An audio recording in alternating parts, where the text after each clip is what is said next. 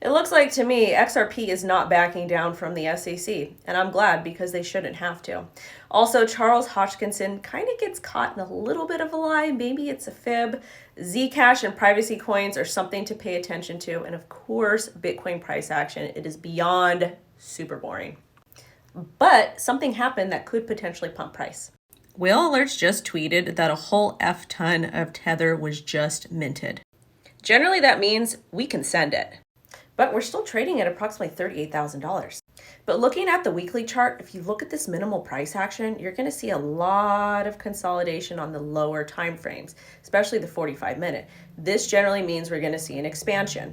However, I still don't like the wick that closed yesterday. Some people are calling it a bullish hammer, but I don't like the fact that the bears pushed the bulls all the way down. Let's talk about Ripple now.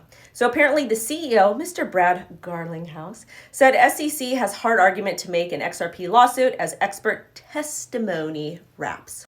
According to Brad's argument here, he met with Chairman Clayton. And not once did anyone from the SEC say, hey, we think XRP could be a security. So that's kind of sus because the lawsuit started in 2020, but XRP's been around a lot longer than 20. But of course, the SEC has to go after everybody all the time to keep investors safe. I get it. XRP was not the most transparent in my personal opinion, but at the same time, they should have said something then, not waited years after that.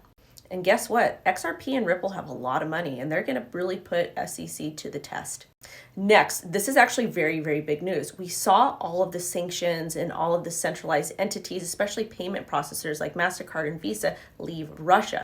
But it looks like privacy coins like ZCASH are going to be moving in the right direction. So Trezor support for ZCASH shielded transactions is currently being proposed. One of the reasons why ZCASH should not have Trezor support is because of its privacy functions, because of its shielding, which essentially makes ZCASH private.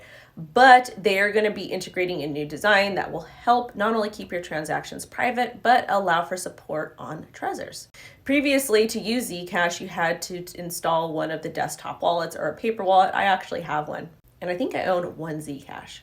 But that brings us to our next story. Espresso Systems raised $32 million to bring scaling and privacy to Web3. Web3 is going to be absolutely massive. And Web3 is going to be immensely important because we do need privacy. One of the reasons why we need privacy is number one, all these crazy things with all these centralized entities globally that's occurring. And on top of it, we don't need these ivory towers telling us what we can and can't do with our money. I believe we know best, they don't. The only thing that's a little sus is it's going to allow developers and asset issuers to build stable coins that are private and compliant. Why do we need more stable coins? And lastly, Mr. Charles.